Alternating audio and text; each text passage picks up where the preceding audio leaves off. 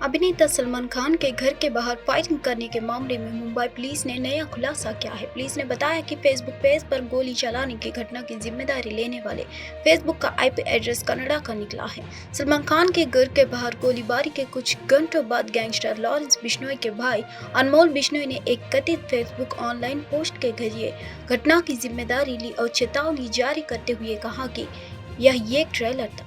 जुड़े सूत्रों ने बताया कि मामले की साजिश अमेरिका में रची गई है। ये प्लान करीब 1 महीने से चल रहा था। दरअसल 2 शूटर्स ने अभिनेता सलमान खान के मुंबई स्थित घर के बाहर रविवार को गोली चलाई थी। इसके बाद दोनों फरार हो गए और पुलिस तलाश कर रही है। इस बीच सामने आया है कि इसमें एक विशाल राहुल उर्फ कल्लू भी है।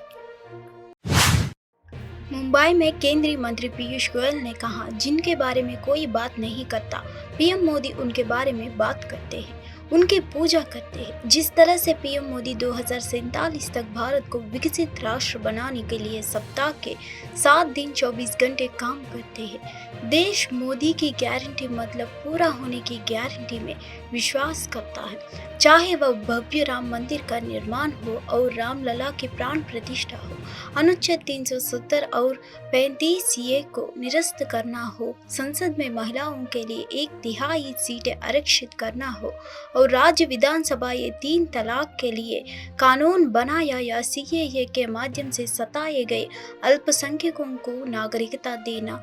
लोगों ने पीएम मोदी के नेतृत्व में असंभव को संभव होते देखा है। लोकसभा चुनाव के प्रचार के लिए पीएम मोदी आज केरला में हैं। केरल के त्रिशूर में अलादूर इलाके के पीएम मोदी ने एक जनसभा को संबोधित किया, जिसमें प्रधानमंत्री ने कहा कि नया साल केरल में नई राजनीति की शुरुआत है। पीएम मोदी त्रिशूर के बाद तिरुवनंतपुरम में भी एक जनसभा को संबोधित करेंगे। अलादूर में जनसभा को संबोधित करते हुए पीएम मोदी ने कहा कि लोगों की खुशी और उर्ज बता रही है कि नया साल नई शुरुआत लेकर आया है। यह नया साल केरल के विकास का है। केरल में नई राजनीति की शुरुआत का साल है। आज केरल कह रहा है कि फिर एक बार मोदी सरकार है। बिहार के पूर्व मुख्यमंत्री और राजद नेता लालू यादव ने कहा, बेचैनी है। वे जानते हैं कि वे हार रहे हैं। वे लोगों को मनोबल गिराने के लिए 400 पार कह रहे हैं।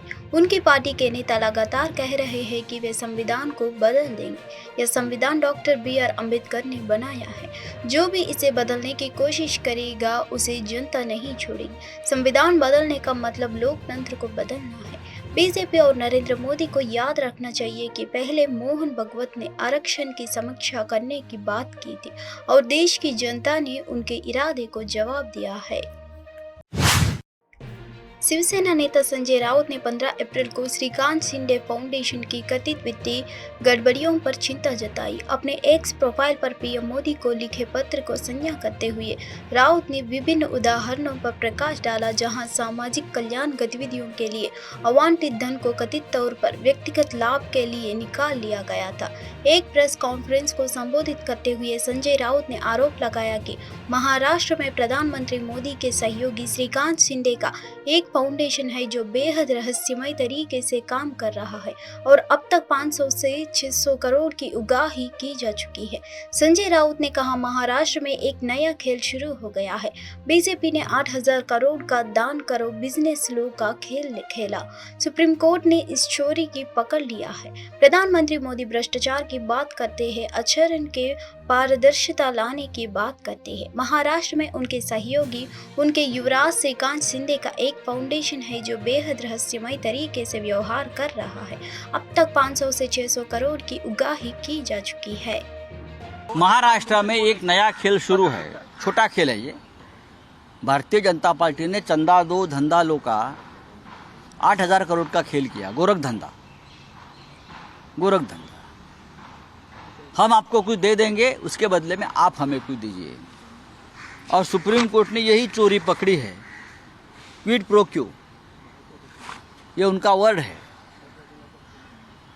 8000 कोटी का धन जमा किया बीजेपी ने इस माध्यम से। उसमें ऐसी बहुत सी कंपनियां थी जिनको टेंडर, ठेके, काम, बड़े बड़े काम दिया और उसके बदले में हजारों करोड़ का चंदा लिया। पीएम केयर फंड भी इस प्रकार से बना है। प्रधानमंत्री जी भ्रष्टाचार खत्म करने की बात करते हैं। राउस एवेन्यू कोर्ट ने 15 अप्रैल को दिल्ली उत्पाद शुल्क नीति मामले में संबोधित एक सीबीआई मामले में भारत राष्ट्र समिति के नेता के कविता को 23 अप्रैल तक न्यायिक हिरासत में भेज दिया है। सुनवाई की पिछली तारीख पर अदालत द्वारा दी गई 3 दिन की सीबीआई हिरासत के अंत में कविता को अदालत के समक्ष शारीरिक रूप से पेश किया गया था। प्रवर्तन निदेशालय ने कथित दिल्ली उत्पाद शुल्क नीति मामले में के कविता को 15 मार्च को गिरफ्तार किया था।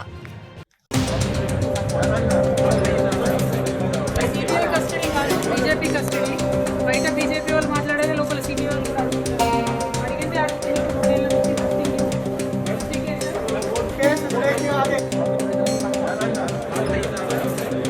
సిబిఐ కస్టడీ కాదు బీజేపీ కస్టడీ బయట బీజేపీ వాళ్ళు మాట్లాడారు లోపల సిబిఐ అడిగితే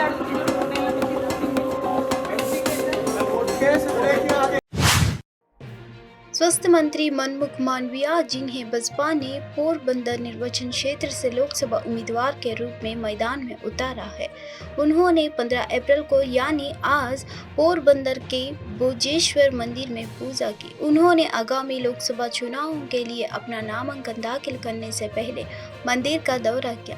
गुजरात में 26 सीटों के लिए मतदान एक ही चरण में होगा, जो 7 मई को तीसरे चरण के लिए निर्धारित है। बोजेश्वर महादेव की जय। नमः पार्वती पतये